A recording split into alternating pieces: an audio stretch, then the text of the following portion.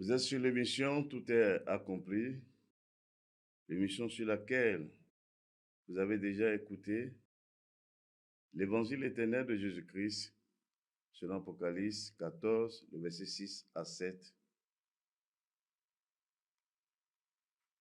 par lequel j'ai déclaré, selon l'ordre du Père, que le temps de jugement est accompli, car c'est pour cela qu'il m'a donné son sceau, afin de vous avertir.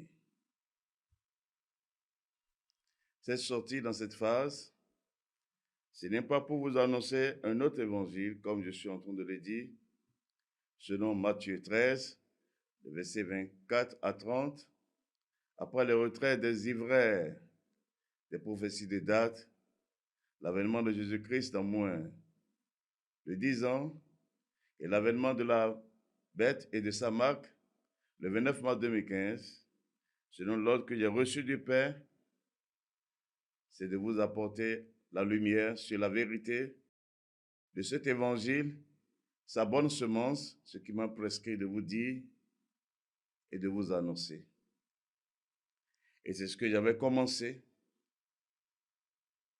avant que ces ivraires n'apparaissent par la main d'association que j'ai donnée à ces filles de perdition dans l'œuvre de mon Père, afin que mon Père soit glorifié selon les Écritures.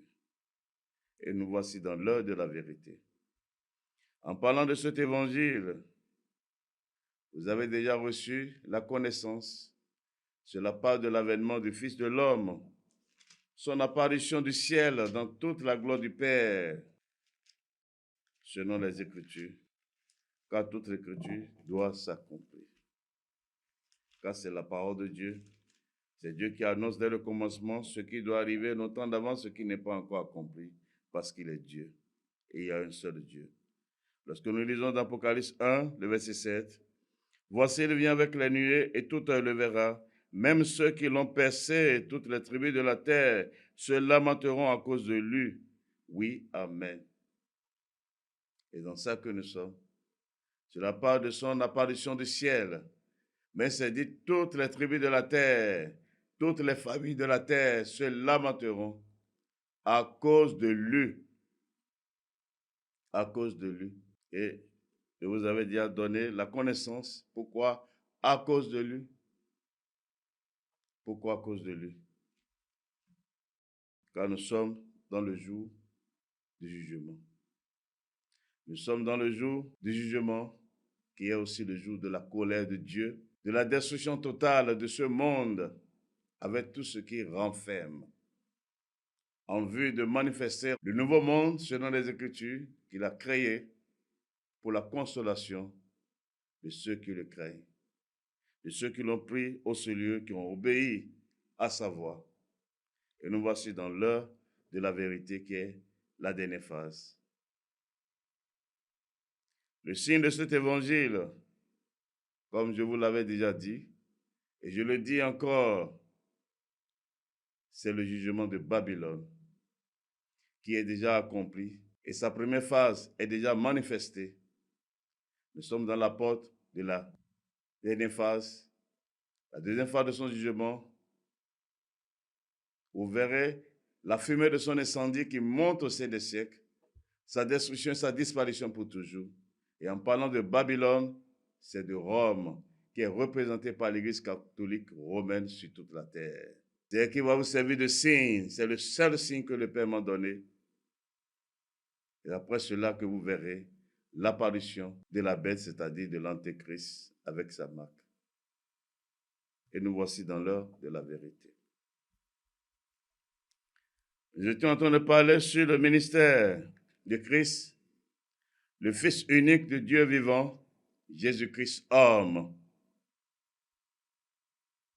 Et lorsque nous lisons dans 1 Timothée 2, le verset 5, « Car il y a un seul Dieu et aussi un seul médiateur entre Dieu et les hommes, Jésus-Christ homme. » Il y a un seul Dieu, il n'y a pas deux dieux, il n'y a pas trois dieux. De même qu'il y a un seul Dieu, de même il y a un seul médiateur entre Dieu et les hommes, entre Dieu et le monde, entre Dieu et les nations, entre Dieu et tous les peuples de la terre. Il y a un seul médiateur. Il n'y a pas deux médiateurs. Il n'y a pas trois médiateurs. Il n'en aura pas. Il y a un seul médiateur. Et c'est Jésus-Christ homme, qui est l'agneau de Dieu pour ceux qui aiment Dieu, qui obéissent à sa voix pour la vie, et le lion pour ceux qui ont refusé d'écouter, d'entendre, d'obéir à la voix de Dieu pour les dévorer. Et nous voici dans l'heure de la vérité. Un seul Dieu, un seul médiateur, c'est ça. Et lorsque nous allons au commencement, vers l'homme qui a reçu les promesses de Dieu après la destruction du premier monde, lorsque nous allons vers cet homme, dans Genèse 22, le verset 18, après que cet homme a été soumis à une épreuve prophétique qui annonçait le salvatrice de Dieu pour le salut de toute l'humanité, lorsque nous lisons dans le verset 18, la promesse qu'il a reçue, il a dit, toutes les nations de la terre, c'est bien précis, toutes les nations de la terre seront bénies en ta postérité, parce que tu as obéi à ma voix. Il n'est pas dit toutes les 12 tribus d'Israël, non. Ce qui est écrit, qui est la vérité, qui est la parole de Dieu, le sceau de Dieu. Relisons encore, Genèse 22, verset 18. Toutes les nations de la terre seront bénies en ta postérité. Dans la promesse qui a été faite à Abraham pour le salut, cette bénédiction parle du salut, c'est toutes les nations de la terre. Mais il y a une direction qui a été donnée en ta postérité. Et nous n'allons pas loin pour chercher ce que cela veut dire, ta postérité. Lorsque nous lisons dans Galates 3, le verset 16, « Or, les promesses ont été faites à Abraham et à sa postérité. Il n'est pas dit « et aux postérités ». Ça veut dire qu'il n'y a pas plusieurs. C'est une seule postérité. Comme il s'agissait de plusieurs, mais en tant qu'il s'agit d'une seule, et à ta postérité, c'est-à-dire à Christ. Cela veut dire que c'est Christ qui est cette postérité. Jésus-Christ, homme, c'est de lui qu'il s'agit. C'est lui qui a annoncé ainsi pour le salut de l'humanité, pour le salut de toutes les nations, pas pour Israël seulement. Car Abraham n'a pas été positionné seulement pour une seule maison, pour une seule nation, mais c'est pour toutes les nations selon les Écritures. Donc cette postérité dont il s'agit, c'est de Christ. Et c'est une seule postérité. Et pourquoi il ne peut pas avoir deux Christ? Lorsque nous parlons de l'accomplissement de ces promesses qu'il a fait longtemps d'avance à Abraham, c'est un seul et unique. Il ne peut pas avoir deux. Or, lorsque nous regardons l'épreuve à laquelle le père Abraham a été soumis par Dieu, que j'ai dit, c'est une épreuve prophétique qui annonçait le plan de Dieu pour le salut de toute l'humanité, car toute l'Écriture rend témoignage à Dieu et à ses œuvres. À une seule personne. Lorsque nous lisons dans Genèse 22, le verset 1, « Après ces choses, Dieu mit Abraham à l'épreuve et lui dit à Abraham, et il répondit, me voici. Dieu dit, prends ton fils, ton unique, celui que tu aimes, Isaac, va-t'en au pays de Moria, et là, offre-le en holocauste sur l'une des montagnes que je te dirai. Voilà l'épreuve. Ça a été précis. Ton fils, ton unique, c'est-à-dire ton fils unique, c'est l'enfant de la promesse qui portait le sceau de Dieu, qui est une figure du salut que Dieu a préparé devant les nations, devant tous les peuples en lui. Donc pour avoir le vrai sens de ceci, on voit l'image du Père et du Fils. Le Père qui doit donner son Fils pour le sacrifice. Ce qui a annoncé Dieu, le Père et le Fils. Pour l'accomplissement de cette promesse qu'il a annoncée dès le commencement, après la chute de l'homme dans le jardin. Car Dieu veille sur sa parole pour l'exécuter. Et quand nous lisons dans Jean 3, le verset 16, « Car Dieu a tant aimé le monde qu'il a donné son Fils unique, afin que quiconque croit en lui ne périsse point, mais qu'il ait la vie éternelle. » Voilà ce qui est caché.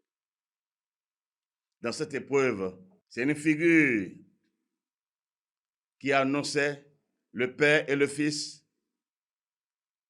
pour le salut de l'humanité. C'est pourquoi, après l'épreuve, on lui a indiqué la porte du salut à la personne de sa postérité.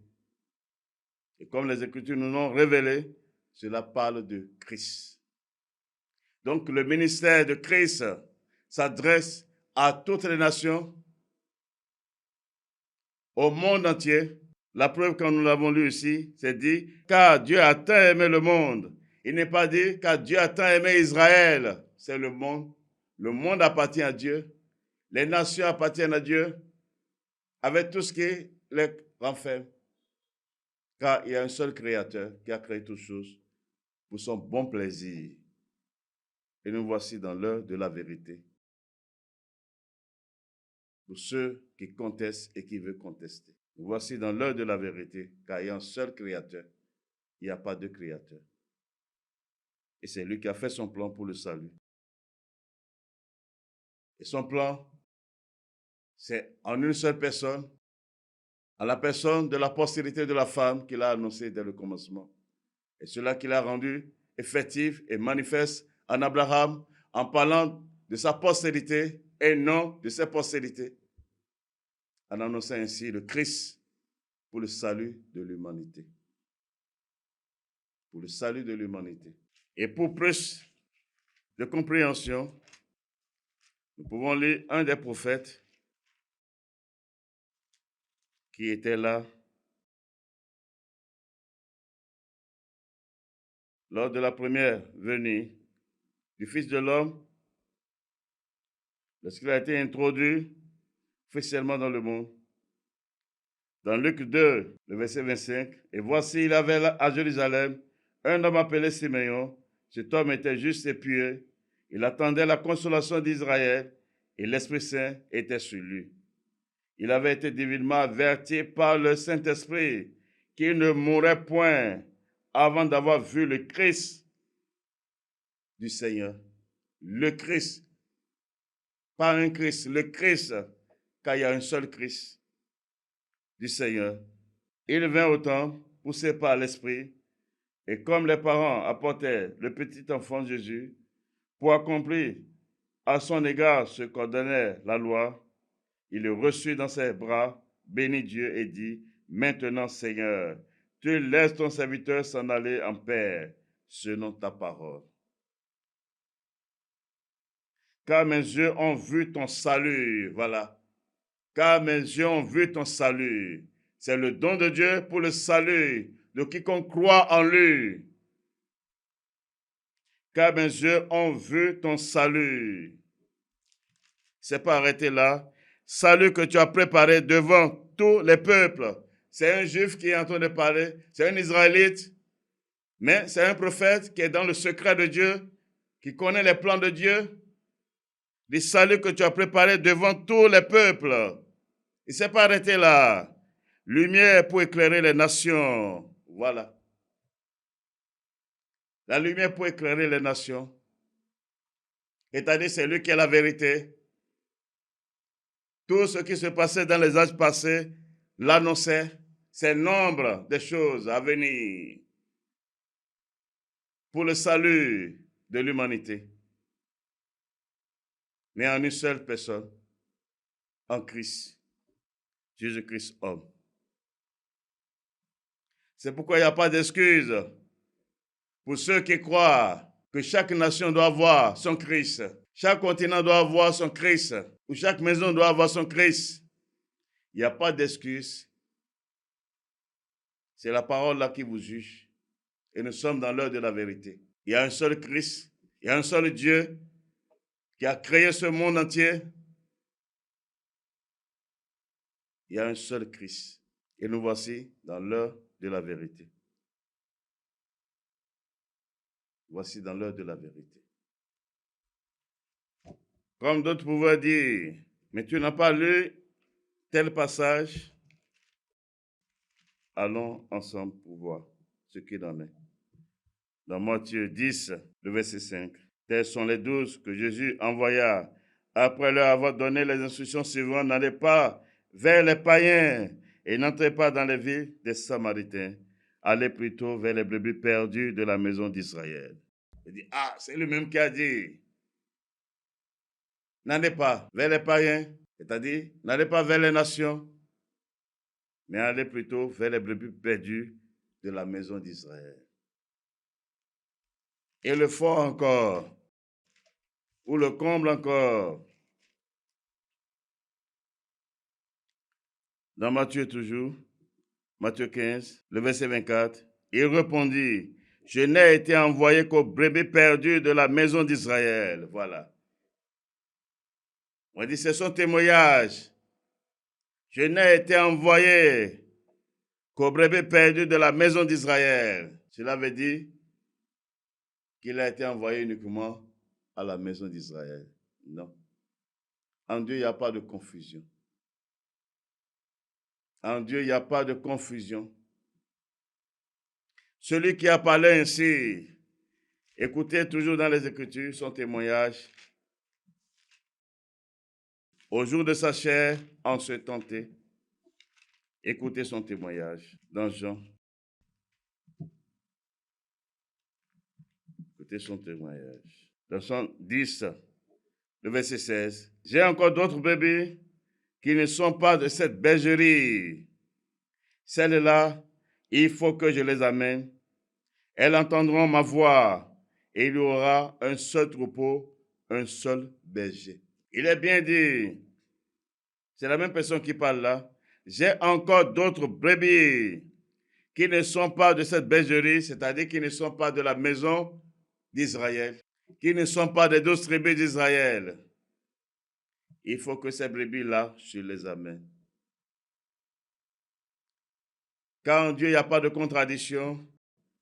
Après la loi, lorsque Dieu est toujours dans son plan pour le salut de ses élus, tant du milieu des nations que du milieu d'Israël, des 12 tribus d'Israël, qu'est-ce qu'il disait dans Isaïe? Isaïe 56, le verset 8. Le Seigneur l'Éternel parle, lui qui rassemble les exiliés d'Israël. Je réunirai d'autres peuples à lui, aux siens déjà rassemblés. Et ce que le Fils de l'homme est en train de dire là-bas, quand le Fils de l'homme est apparu, c'est pour accomplir ce que les prophètes ont déjà déclaré, ont déjà laissé. Quand le Fils ne vient pas pour faire autre chose, ne vient pas pour dire autre chose, tout ce qu'il dit, c'est ce que les prophètes ont déjà dit. Lui, il est là, c'est pour exécuter et apporter la lumière. Parce que c'est en lui seul que réside la vérité. C'est en lui seul que réside la lumière, l'intelligence, la sagesse, la connaissance de Dieu pour le salut de quiconque croit en lui. Donc c'est bien dit, Isaïe l'a dit, après la loi, Isaïe 56, le verset 8, le Seigneur l'Éternel parle. Ce n'est pas un homme qui a parlé. C'est écrit dans vos Bibles. Lui qui rassemble les exiliés d'Israël. C'est-à-dire les brebis perdues d'Israël qui les rassemblent dans une bergerie. Je réunirai d'autres peuples à lui, à Israël. D'autres peuples vont être liés à lui, aux siens déjà rassemblés. C'est une promesse. C'est une promesse. C'est une promesse. Et Dieu est dans sa parole. Toujours dans Isaïe, lorsque nous lisons dans Isaïe 45, le verset 20, il dit, assemblez-vous et venez, approchez ensemble, réchappez des nations. Il n'a pas dit réchapper d'Israël, des nations. Ils n'ont point d'intelligence. Ceux qui portent leur idole de bois et qui invoquent un Dieu incapable de sauver. Et ça, les dieux des nations, les dieux de leurs ancêtres qui prônent, incapables de sauver. Mais le Créateur qui les a créés a son plan pour eux. Lui, les dieux, il est au-dessus de tout. Le verset 21, déclarez-le et faites-les venir, qu'ils prennent conseil les uns des autres, qui a prédit ces choses dès le commencement et depuis longtemps les a annoncées. N'est-ce pas moi, l'Éternel? Il n'y a point d'autre Dieu que moi. Je suis le seul Dieu juste et qui sauve. Tournez-vous vers moi et vous serez sauvés. Voilà. Tournez-vous vers moi. L'appel au salut s'est adressé à toutes les nations. Tournez-vous vers moi et vous serez sauvés, vous tous qui êtes aux extrémités de la terre, car je suis Dieu, il n'y en a point d'autre. Voilà. C'est bien dit, vous tous qui êtes aux extrémités de la terre, toutes les nations sur la face de la terre, car Dieu ne se contredit pas. C'est lui qui a fait la promesse du salut à Abraham, en lui parlant ainsi, toutes les familles de la terre seront bénies en toi. Toutes les nations de la terre seront bénies en ta postérité. Dieu est dans sa parole, craignez Dieu, donnez-lui gloire, car le temps de son jugement est accompli. C'est la parole qui va vous juger. C'est la parole qui va vous juger. Voilà ce qui est écrit. Donc le ministère de Christ s'adresse à toutes les nations, au monde entier, selon les Écritures. Selon la Bible que vous avez chez vous, que vous lisez, c'est écrit. Il n'y a point d'excuse. Il n'y a point d'excuse. Mais quand nous revenons, vous dites, pourtant il a dit, il n'a été envoyé que aux brebis perdues de la maison d'Israël. Qu'en est-il alors? Qu'est-ce qu'il veut dire par là? Ça, c'est celui qui cherche la vérité, c'est comme ça il parle. Qu'est-ce qu'il veut dire? Qu'est-ce qu'il veut dire? Ce qu'il veut dire, allons toujours dans les Écritures pour comprendre. Car Dieu est dans sa parole, et sa parole est la vérité. Sa parole est la vérité. Lorsque nous lisons dans Galates 4, le verset 4, mais lorsque les temps ont été accomplis, Dieu a envoyé son Fils, né d'une femme, né sous la loi, afin qu'il racheta ceux qui étaient sous la loi, afin que nous reçussions l'adoption. Parce que la loi ne peut amener personne au salut. Mais c'est dit ici, mais lorsque les temps ont été accomplis. Quel temps a été accompli? Dieu est dans son plan. Déjà après la loi, Dieu l'a annoncé par l'un des prophètes, Jérémie. Il leur a annoncé son plan, qui est la vérité. Dieu a annoncé son plan. Dans Jérémie 31, le verset 31, voici les jours viennent, dit l'Éternel, où je ferai avec la maison d'Israël et la maison de Juda une alliance nouvelle, non comme l'alliance que j'ai traitée avec le Père, le jour où je l'ai saisi par la main pour les faire sortir du pays d'Égypte, alliance qu'ils ont violée, quoique je fusse leur maître, dit l'Éternel. Donc ici, après la loi, après l'alliance de la loi, Dieu les a parlé, les a avertis que dans les jours à venir, lui va amener une nouvelle alliance. Et ça ne serait plus l'alliance qu'il a fait avec eux, avec le Père, lorsqu'il les a fait sortir du pays d'Égypte. par la main de Moïse, l'alliance qu'ils ont violée, l'alliance de la loi de Moïse, il dit ça ne serait plus cette alliance.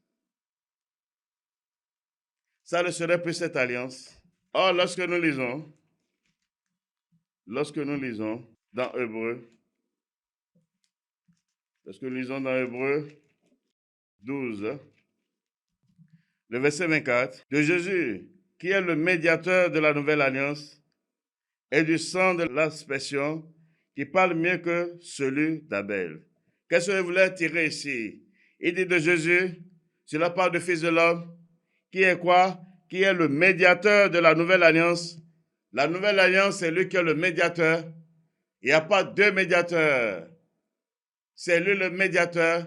Et c'est ce qui a été annoncé dès le commencement à l'homme qui avait les promesses, Abraham, lorsqu'il était revenu de la guerre. Qu'est-ce qui lui a été annoncé? Qu'est-ce qui lui a été annoncé? Car Dieu est dans sa parole. Sa parole, c'est la vérité. Qu'est-ce qui lui a été annoncé? Dans Genèse 14, le verset 17, après qu'Abraham fut revenu vainqueur de Kedorlaomer et des rois qui étaient avec lui, le roi de Sodome sortit à sa rencontre dans la vallée de Chavé, qui est la vallée du roi. Le verset 18, Melchisédek, roi de Salem, fit apporter du pain et du vin. Il était sacrificateur du Dieu très haut. Quelqu'un allait à sa rencontre. Il dit Melchisédek, roi de Salem. Mais il est parti avec quoi? Fit apporter du pain et du vin. C'est ici que la promesse de l'alliance, du salut, de la vie éternelle est en train d'être révélée au prophète Abraham, le père Abraham, pour le salut de toute l'humanité. C'est pourquoi la nuit où le Fils de l'homme fut livré, dans la nuit là, quelque chose t'est passé. Dans Matthieu 26, le verset 26, pendant qu'il mangeait, Jésus prit du pain et après avoir rendu grâce, il le rompit et le donna aux disciples en disant, prenez, mangez, ceci est mon corps. Le verset 27, il prit ensuite une coupe et après avoir rendu grâce, il la leur donna en disant, buvez-en tous, car ceci est mon sang, le sang de l'alliance qui est répandu pour plusieurs pour la rémission des péchés.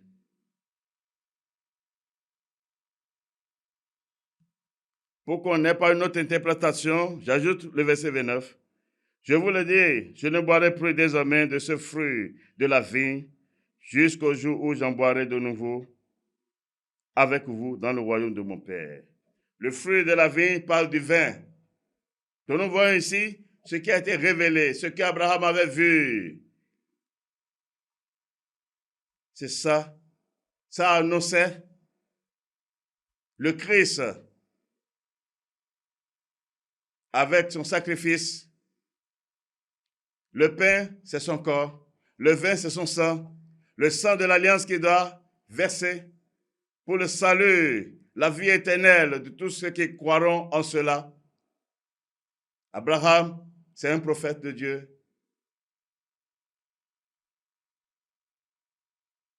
C'est Dieu qui lui parlait.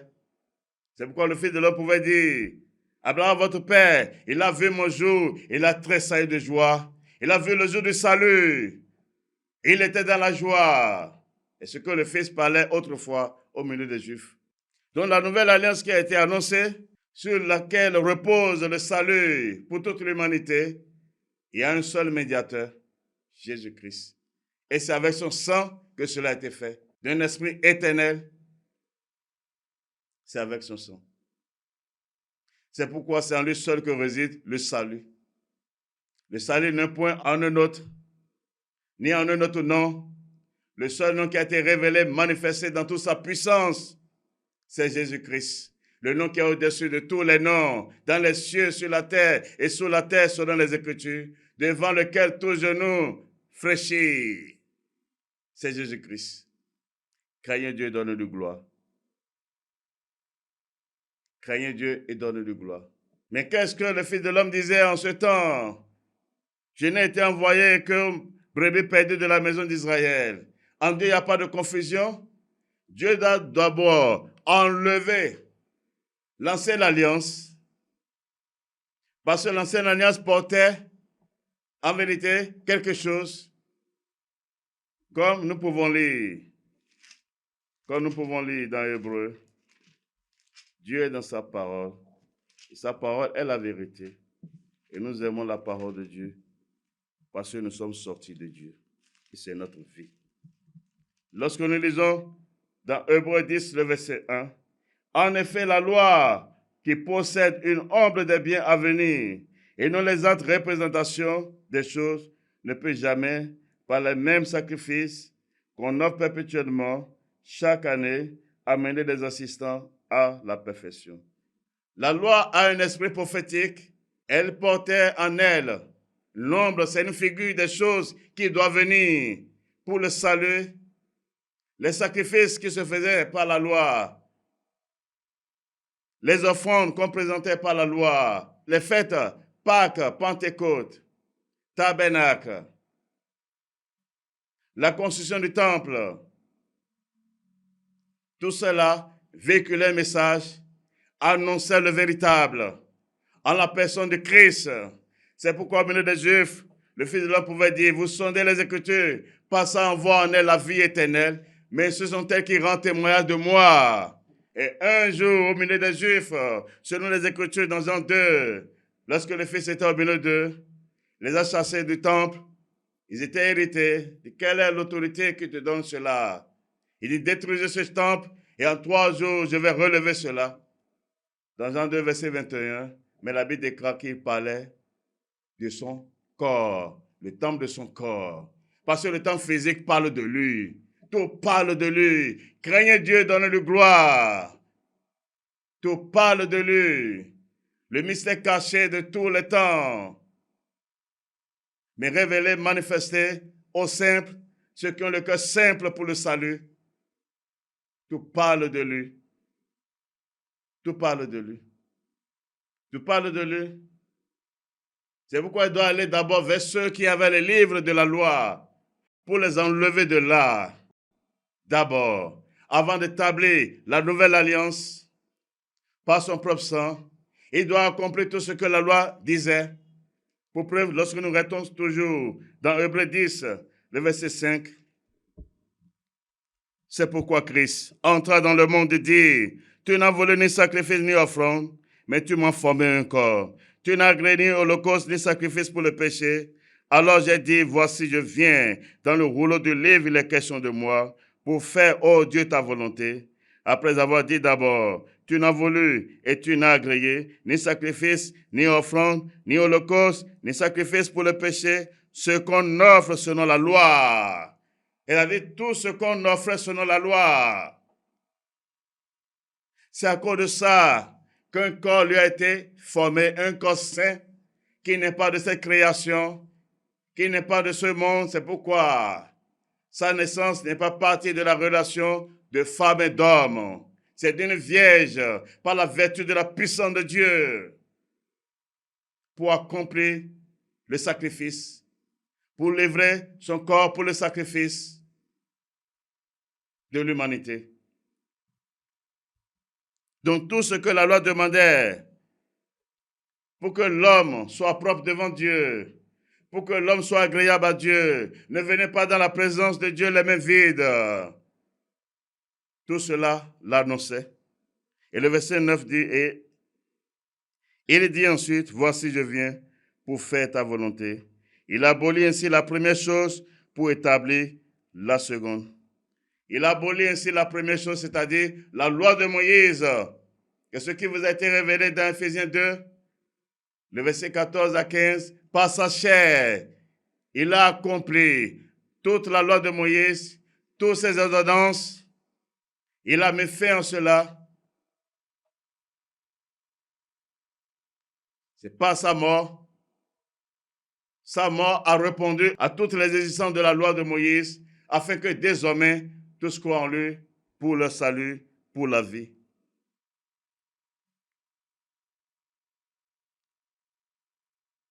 Tu n'as voulu et tu n'as agréé ni sacrifice, ni offrande, ni holocauste, ni sacrifice pour le péché. Ce qu'on offre selon la loi. Quelle loi? La loi de Moïse.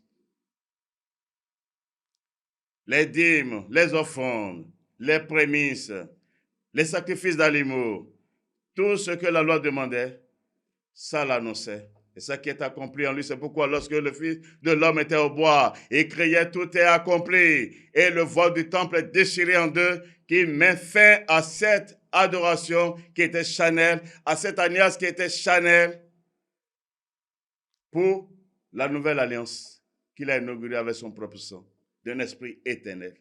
Craignez Dieu et donnez-lui gloire. Craignez Dieu et donnez-lui gloire. Lorsque nous regardons encore dans Romains 10, à partir du premier verset, frère, le vœu de mon cœur, ma prière à Dieu pour eux, c'est qu'ils soient sauvés. Qui parle ici, c'est un apôtre, Paul, par rapport à ses frères israélites. Je leur rends le témoignage qu'ils ont du zèle pour Dieu, mais sans intelligence, ne connaissant pas la justice de Dieu et cherchant à établir leur propre justice, ils ne se sont pas soumis à la justice de Dieu, car Christ est la fin de la loi pour la justification de tous ceux qui croient. Christ est la fin de la loi. Christ est la fin de la loi. C'est pourquoi les apôtres dans leur ministère, dans la prédication, dans Actes 21, verset 21, ils prêchaient, renoncez à Moïse, renoncez à la loi, obéissez à la foi en Jésus-Christ pour le salut. Il faut plus circoncire vos enfants. C'est la loi de Moïse qui demandait cela. Mais c'est écrit, Christ est la fin de la loi. C'est pourquoi ce jour, c'est le jour de la colère. Pour punir ceux qui n'obéissent pas à cette bonne nouvelle de la grâce de Dieu, où Christ a mis fin à la loi de Moïse par son sacrifice. Craignez Dieu, donnez-lui gloire. Craignez Dieu, donnez-lui gloire. Si je parle aux vêtements, c'est qu'il n'y a point d'excuse pour vous. Car nous sommes dans la dernière phase, dans la dernière heure. Et c'est fini. Et c'est fini. L'ordre que j'ai reçu du Père, c'est de vous avertir. S'il m'a précipité encore, c'est vous avertir. Selon sa justice, vous donnez la lumière afin que personne ne dira, je n'ai pas compris, j'ai été trompé, on m'a séduit. Non. Tu vas dire ça devant qui? On verra bientôt. Tu diras ça devant qui? Il n'y a pas d'excuse. Il n'y a pas d'excuse. Dieu est dans sa parole. Son nom, c'est la parole de Dieu. Craignez Dieu, donnez-lui gloire. Craignez Dieu, donnez-lui gloire. Christ est la fin de la loi. Mais aujourd'hui, les hommes disent qu'ils rendent culte à Dieu. Ils vont construire des temples. Ils vont dire, ils vont prendre des dîmes, des offrandes, des prémices. Ils vont fêter Pâques, Pentecôte. C'est les œuvres de l'Antichrist. C'est-à-dire, vous ne reconnaissez pas Christ venu dans la chair. Vous ne reconnaissez pas son sacrifice. Pourquoi alors, selon les Écritures, c'est écrit bien? Tu n'as voulu tu n'as agréé ni sacrifice, ni offrande, mais tu m'as formé un corps. Son corps, c'est à quoi alors? Le sacrifice a servi à quoi alors? Babylone vous a trompé.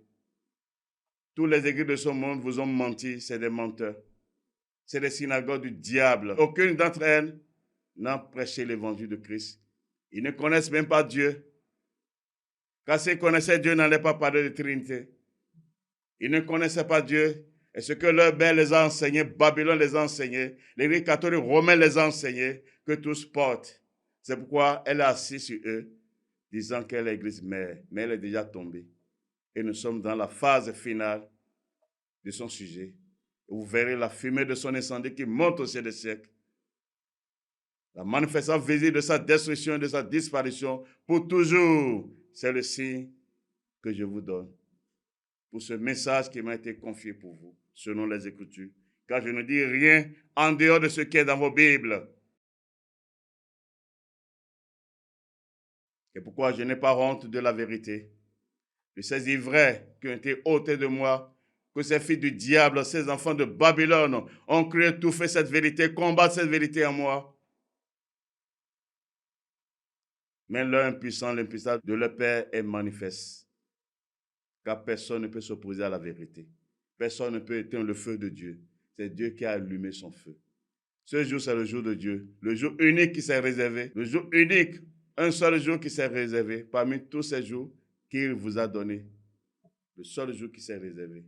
C'est pourquoi c'est seul sa volonté. Vous sautez, vous descendez, c'est la volonté de Dieu qui va passer. Et nous sommes dans l'heure de la vérité. Et vous verrez. Vous verrez. Craignez Dieu, donnez-lui gloire. Craignez Dieu et donnez-lui gloire. Pourquoi alors Dieu a-t-il donné la loi? La loi a servi à quoi? Ce ministère a servi à quoi?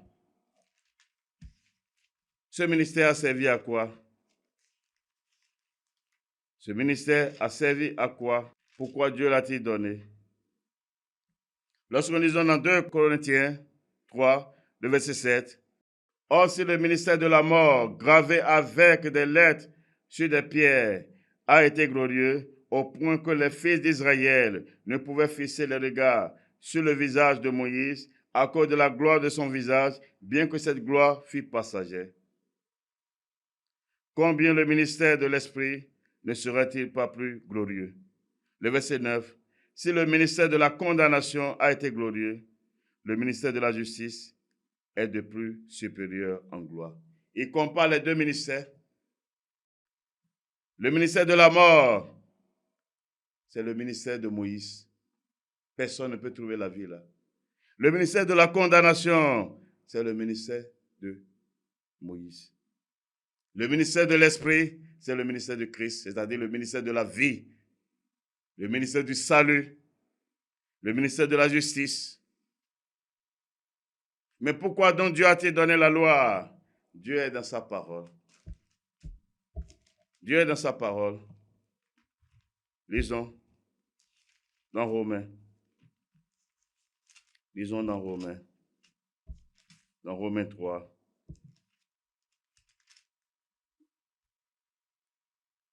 Le verset 19. « Or, nous savons que tout ce que dit la loi, elle le dit à ceux qui sont sous la loi. » C'est-à-dire, dans sa pratique, la loi est précise. C'est pour la maison d'Israël. « Or, nous savons que tout ce que dit la loi, elle le dit à ceux qui sont sous la loi, afin que toute bouche soit fermée et que tout le monde soit reconnu coupable devant Dieu. » Voilà. Dieu n'a pas donné la loi pour que les hommes puissent se glorifier devant lui. Personne ne peut. Si nous restons seulement au niveau des 10 commandements, qui peut respecter? Qui peut respecter cela?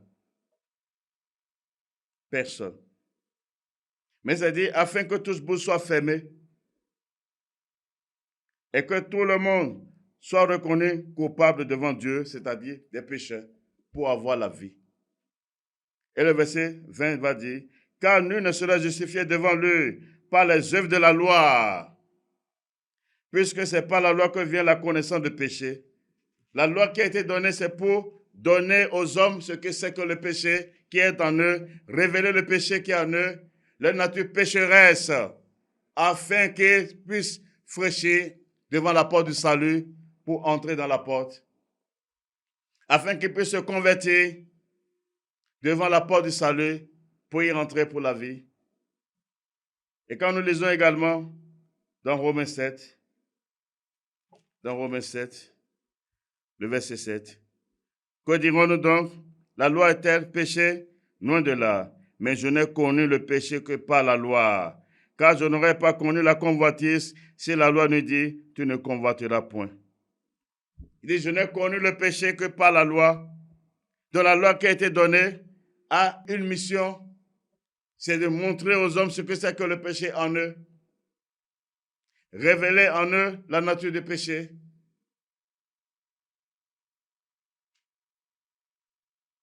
C'est ça qui est la vérité. Et quand nous lisons encore, dans Galates,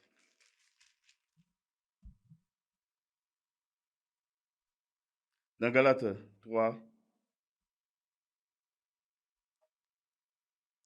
le verset 19, pourquoi donc la loi? Voilà, c'est même écrit dans vos Bibles. Pourquoi donc la loi? C'est pourquoi il n'y a pas d'excuse pour vous. Pourquoi donc la loi? Elle a été donnée ensuite à cause des transgressions. C'est-à-dire, c'est à cause des péchés que Dieu a donné la loi.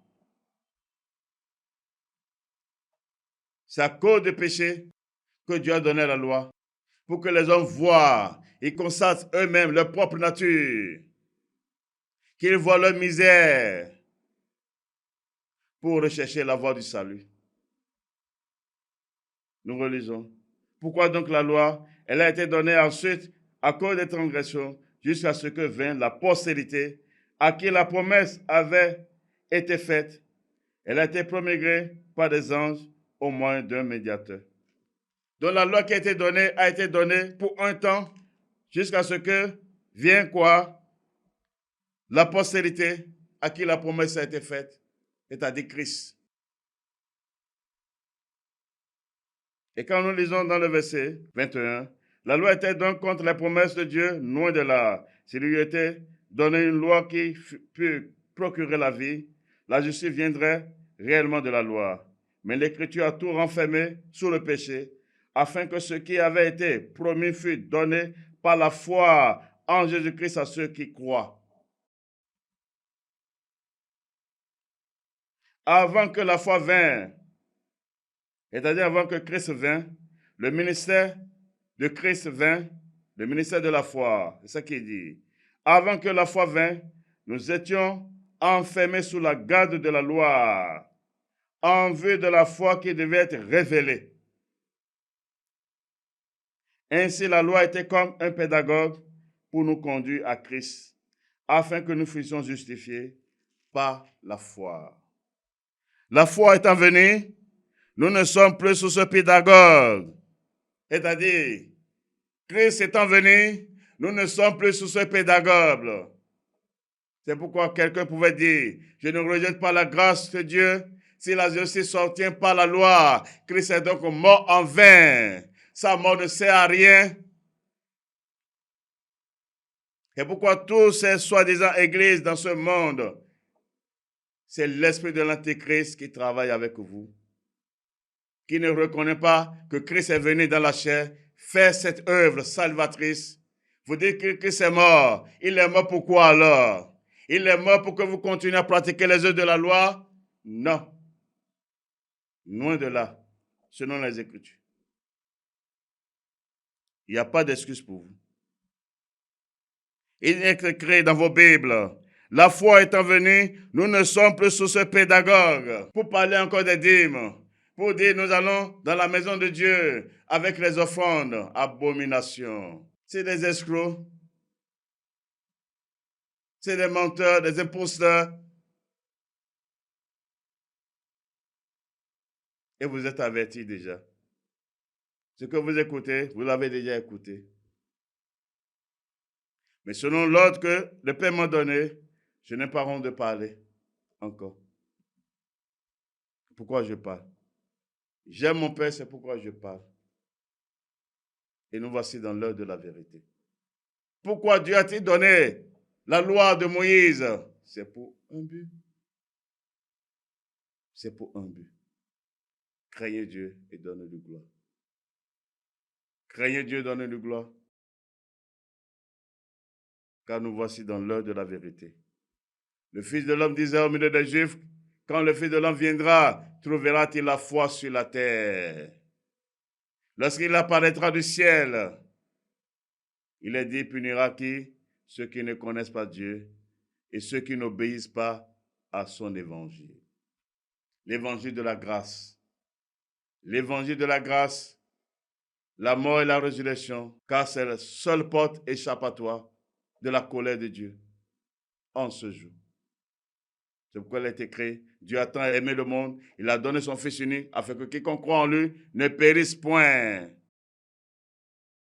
qu'il n'ait point rate de feu. Selon Isaïe 28, verset 16, ça c'est la pierre que Dieu a posée, la seule unique pierre. Il n'y a pas deux pierres, il n'y a pas deux Christ, il n'y a pas trois Christ, il y a un seul Christ.